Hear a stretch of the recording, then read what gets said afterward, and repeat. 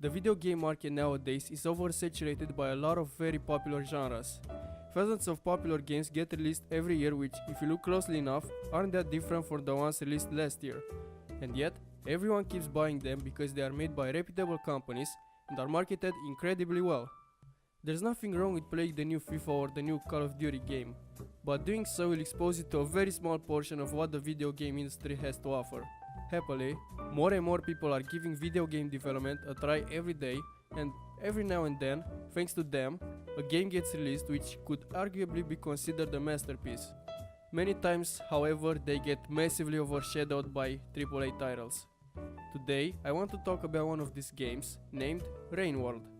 Rain World is a game apparently only developed by 4 people and published by Adult Swim Games. Yes, apparently Adult Swim is also a video game publisher now. The game is a 2D platformer set in a post-apocalyptic world. You are a very cute animal called a slug cat.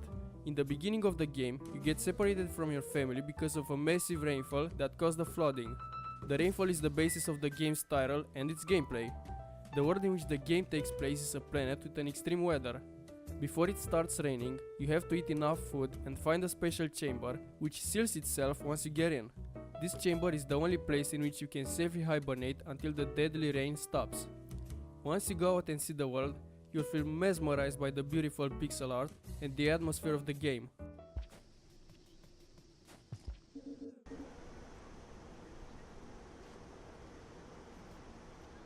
At first it may seem as if the game has no story and no direction, but that couldn't be further from the truth. The story is as amazing as the gameplay, and the game doesn't tell us anything about it directly. Everything is conveyed through the environment. At the start of the game, you'll notice that there are abandoned structures everywhere, which seem to have been destroyed and corroded over hundreds or even thousands of years by the planet's ecosystem.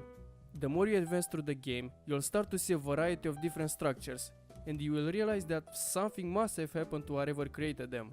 The game has several different regions, each having different looking structures and unique looking environments, from the dangerously high platforms of the Sky Islands to the extremely polluted waters of the garbage wastes. And this is only breaking the surface. I feel very tempted to talk about the other locations, but I feel like they should be experienced in person, or at least with no commentary over the videos. The journey that you will have in this game is not a journey of pure exploration, but a journey of survival. The world is very hostile and unpredictable. You are nothing but prey. Almost every predator you encounter in this game is more powerful or agile than you in some way or another. The world wants you dead, and the game makes sure that you know that. The creatures themselves come in all forms and sizes. Seriously, they are the most beautiful looking and most varied enemies I have ever seen in a game. One of the most common types of predators you will come across are lizards, which can be of many different types. The first time you will encounter is the green lizard. They are very slow and lazy, so they're the easiest to outmaneuver. Simply climbing on a pole like this one is enough to keep you out of their reach. Meanwhile, the pink lizard can climb poles, and this forces you to find other ways to escape from them. There are many other types of lizards, some of which can camouflage in their environment and ambush you. Some are blind and react only to sound, some are... Okay, I'm already saying too much. All the creatures in this game use a combination of pre-made animations and procedurally generated movements, which make them look incredibly fluid and real. This is the best part of this game. The ecosystem in which these creatures coexist actually feels like it's real and like it's evolving along with you.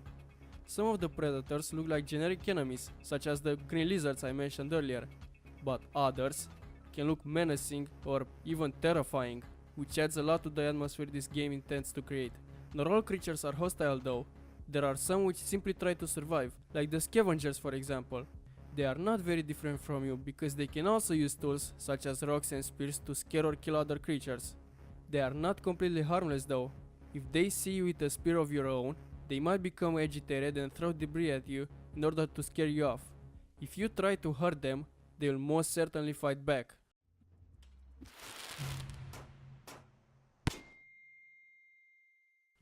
If you go past them with no intention to attack them, they will pay little attention to you. You can also try to bring them pearls, which they value, in order to befriend them and make them your allies.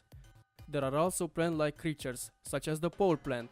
It looks identical to a pole which you can usually climb, until you actually try to climb it.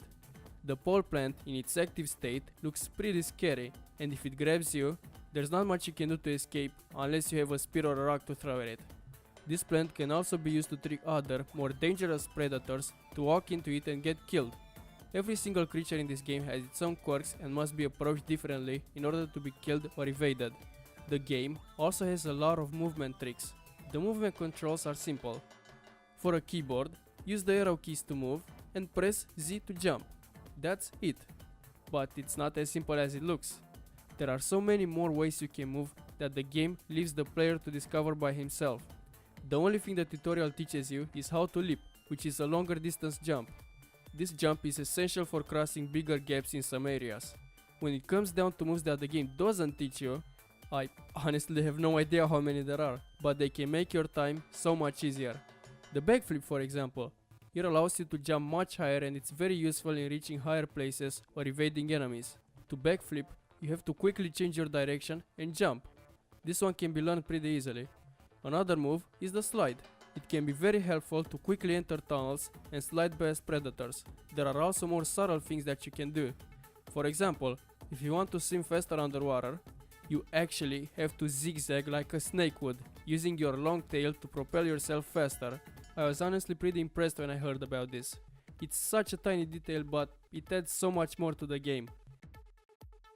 If you've heard anything about Rainworld, then you probably know that its biggest piece of criticism is its incredibly hard difficulty.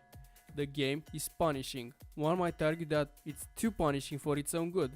The world is so beautiful and yet it's so hard to explore it because you keep dying. At first, I hated the game because of this, but after watching some guides on YouTube and trying the game again, it was way more fun. Turns out the only reason I and probably everyone else kept dying was because we were simply bad. The game became way more fun once I knew how to get past my enemies. While playing, you'll be followed by an overseer, which is essentially a hologram, which is very important for someone that just started playing. The overseer tells you various things, such as what to eat, and also where you need to go to progress. The first time I played this game, I pretty much ignored him and just wandered around the map by myself. Because of this, I entered the region that I was not supposed to be in at the start of the game. And I kept dying and I thought it was unfair. This made me uninstall the game completely. The second time I played it, I actually followed the overseer's directions and wow, I was on the right track. The game finally felt like it had a story and I really felt like I was progressing.